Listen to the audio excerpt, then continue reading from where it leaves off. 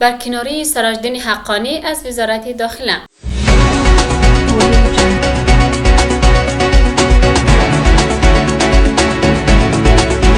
بر اساس گزارش‌ها ملا هبت الله آخوندزاده رهبر طالبان سراجدین حقانی را از سمت وزارت داخله برکنار و محمد یوسف وفا را به جای او منصوب کرده است.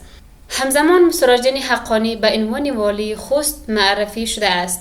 این تغییر در شرایط رخ می‌دهد که طالبان اخیراً اینترنت و خطوط مخابراتی را در سراسر افغانستان قطع کردند.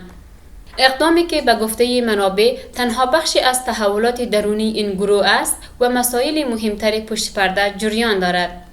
سراجدین حقانی از چهره‌های برجسته و با نفوذ طالبان و رهبر شبکه حقانی به شمار می‌رود که نقش محوری در ساختار امنیتی این گروه داشته است. کنار گذاشتن او می‌تواند موجب تنش‌های داخلی و شکاف میان جناح‌های مختلف طالبان شود.